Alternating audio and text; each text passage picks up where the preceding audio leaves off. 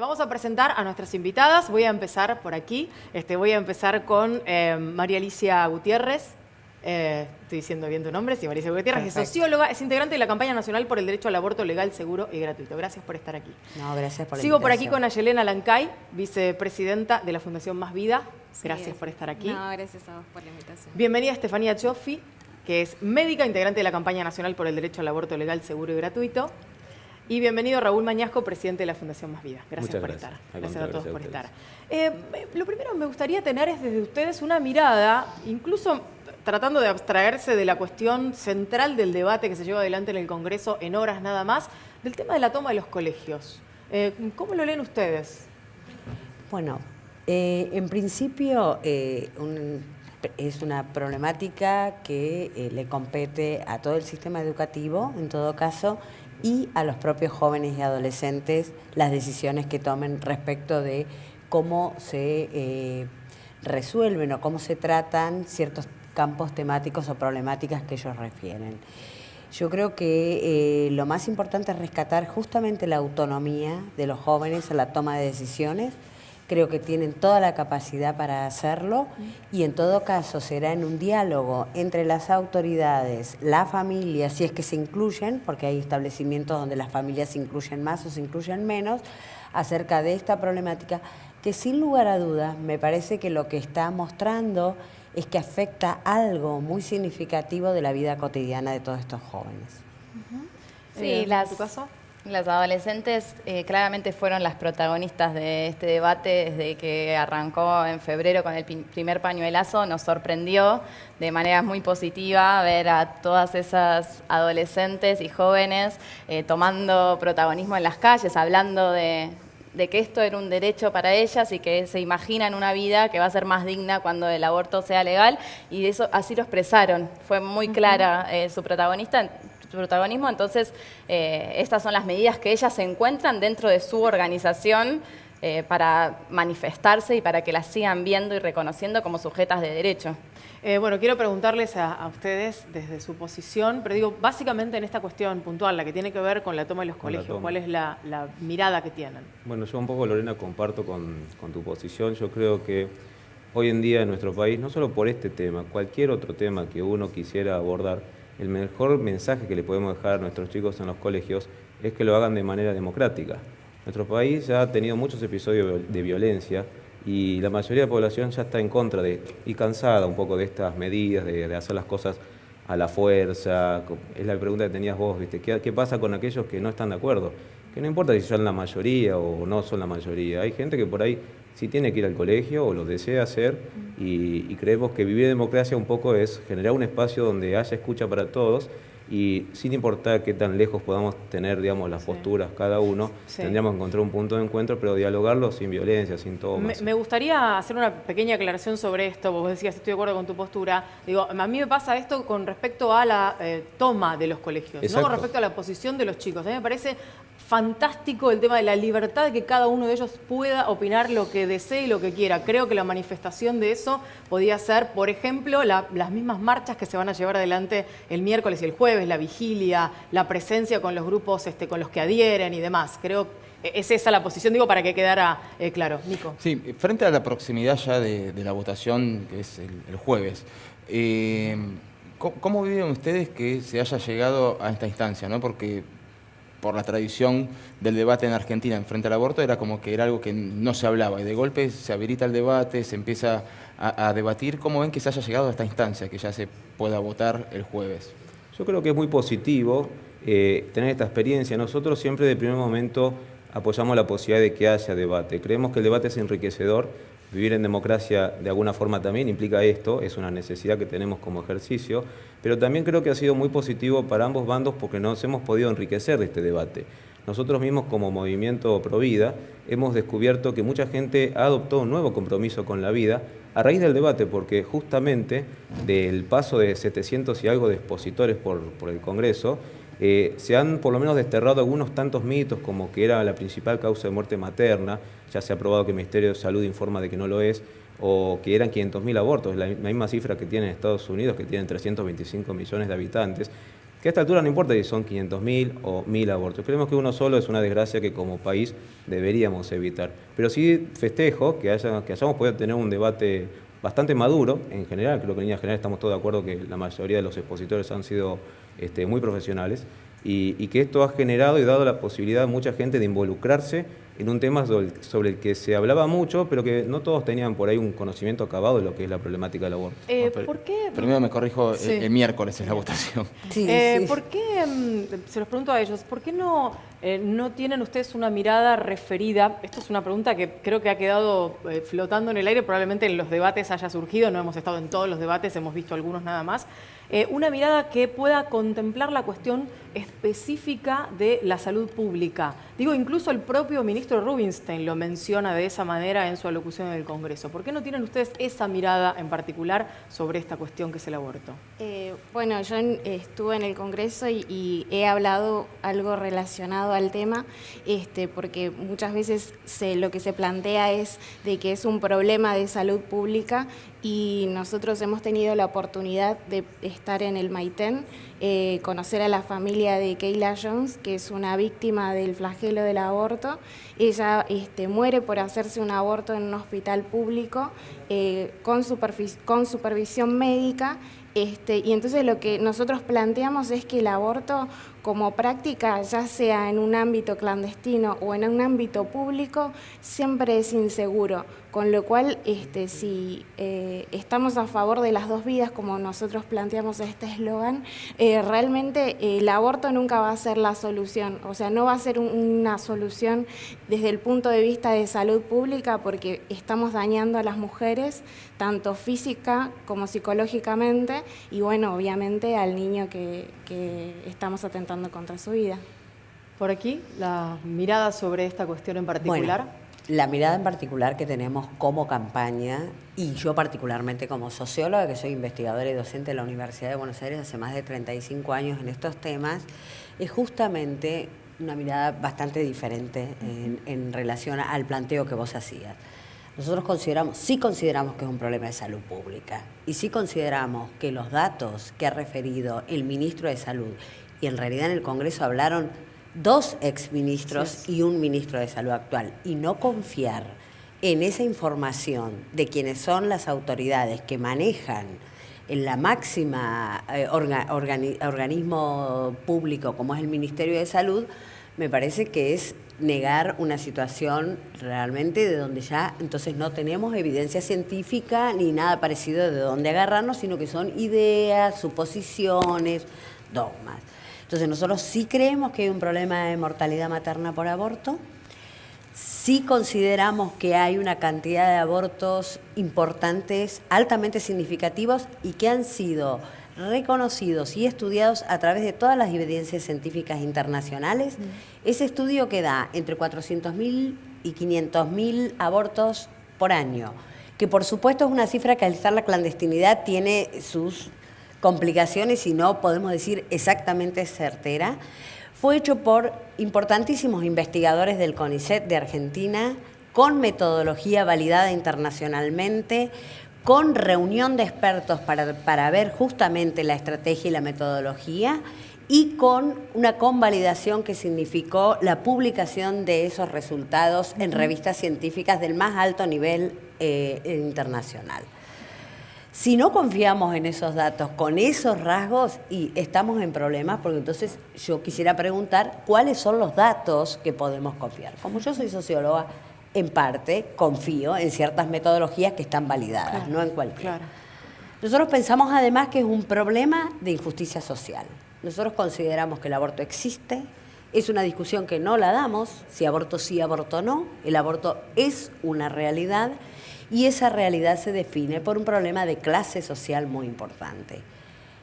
La morbilidad y la mortalidad están claramente del lado de los sectores más vulnerables. ¿Por qué? Porque ahí en nuestra sociedad debemos reconocer que tenemos una hipocresía importante. Los sectores que tienen acceso económico pueden hacerse un aborto que lo pagan, que es muy caro, o medicamentoso, en condiciones de seguridad. El resto no. Y cuando digo en condiciones de seguridad, digo que hay que tener condiciones materiales y simbólicas para ese acceso. Y un tercer elemento, y con esto termino, que nosotros consideramos es que efectivamente este derecho denegado a las mujeres sobre la y las personas con capacidad de gestar, sobre la posibilidad de decidir con libertad y autonomía sobre sus cuerpos, es una deuda de la democracia y es una consideración de la mitad, por lo menos, de la población de ciudadanas de segunda. Hay personas que consideran, o sea, no necesariamente estaban a favor de la penalización del aborto, pero consideran que, bueno, ya está porque se fracasó en todo lo anterior, ¿no? Como que el aborto en sí configura un fracaso de políticas anteriores. ¿Cómo se plantea desde esa postura como para decir, bueno, fue un fracaso, no fue un fracaso, estamos en esto porque ya no se pudo hacer todo lo anterior?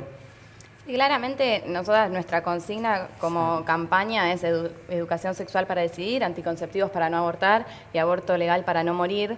No lo pensamos en términos de pasos a seguir y entonces el aborto se consigue como un fracaso. Nosotros no lo pensamos de esa forma, pero sí consideramos que nosotros necesitamos políticas integrales y que cuando hablamos de aborto legal también hablamos de abrir las puertas del sistema de salud a que una tenga acceso a consejerías, a información sobre cómo prevenir embarazos no deseados, cómo cuidar su salud de forma integral, la posibilidad de decidir con autonomía.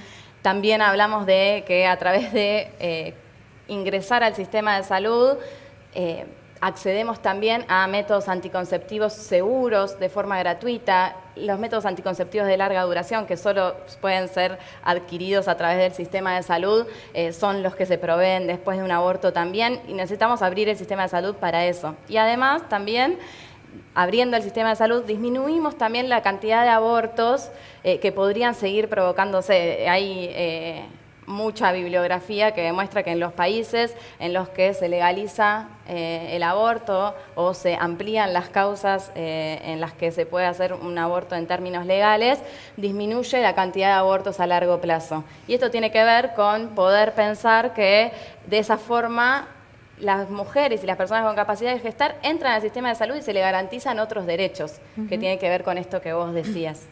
Quiero preguntarles a Yelena y a Raúl respecto de lo que va a ocurrir el próximo miércoles y del debate que se está dando en el Congreso de la Nación, en la Cámara de Diputados. Por supuesto que hay números, versiones acerca de quiénes estarían a favor, quiénes estarían en contra, quiénes están todavía sin una decisión tomada y demás.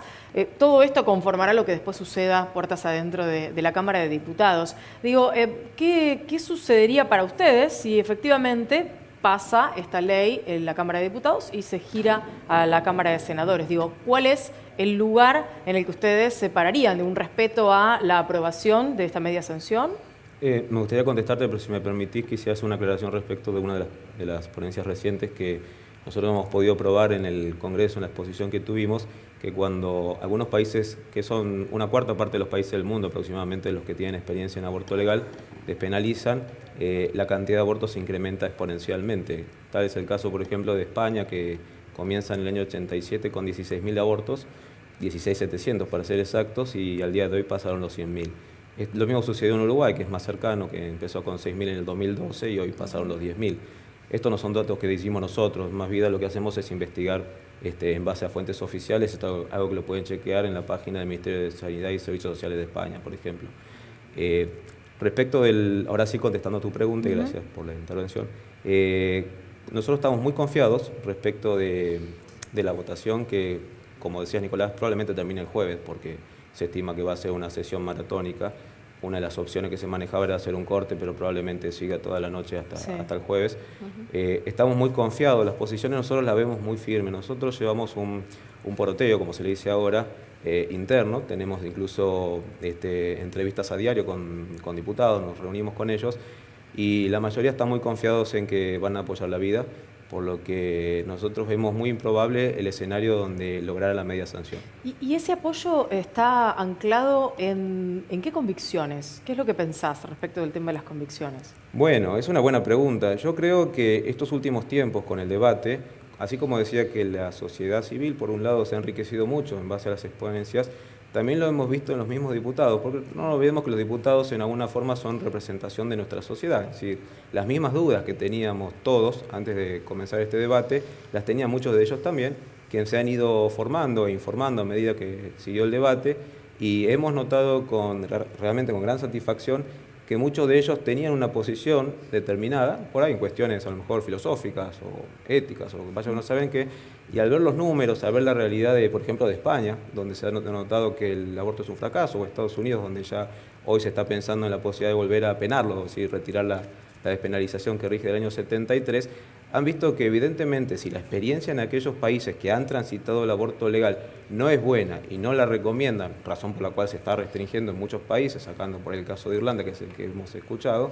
es una razón valedera para prestar un poco de atención en por qué el fracaso en estos países. Entonces, cuando ellos mismos ven que hay un negocio tan grande detrás del aborto legal, que prueba, por ejemplo, que en España el 88% de los abortos se hacen en lugares privados, de hecho hay cada vez más clínicas, pues es un negocio formidable, ellos mismos empiezan a notar que probablemente la Argentina, al menos en este momento, no esté preparada.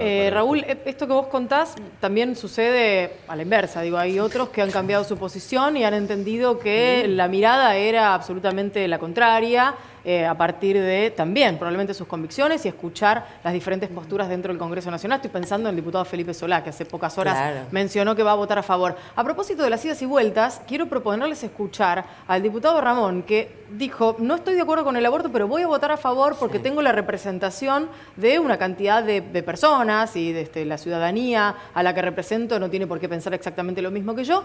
Y ahora volvió a cambiar de opinión, dijo esto.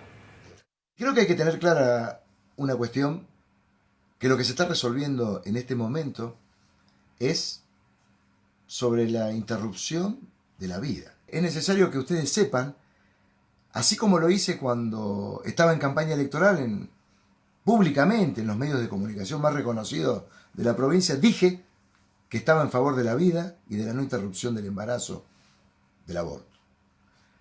Y hoy quiero continuar en eso. Por eso les quiero decir que este próximo miércoles en la Cámara de Diputados, en el momento que tenga que votar, lo voy a hacer en contra del proyecto que despenaliza el aborto. Antes que nada me llama la atención que no hemos visto casos al revés, no hemos visto casos de personas que estuvieran a favor y después de las exposiciones hayan dicho no me convencieron, voy a votar en contra, sino que por ahí eran personas que estaban indecisas. Mi pregunta para los cuatro es: cualquiera de los escenarios que pase entre el miércoles y la madrugada del jueves, así no me vuelvo a equivocar, ¿cómo siguen? O sea, primero para ustedes, yendo por la negativa para los dos, si se aprueba, ¿cómo siguen ustedes? Y si no se aprueba, ¿cómo siguen ustedes? No sé, voy primero, no tengo problema. Yo quiero decir 2 o 3 cositas antes, y yo quisiera que pusiéramos sobre la mesa una reconfiguración de la noción de vida. Nosotros rescatamos la vida, no estamos en contra de la vida, y como dijo la escritora Cristina Piñero en el Congreso, no vamos a permitir que nos arrebaten esa significación del modo en que lo hacen.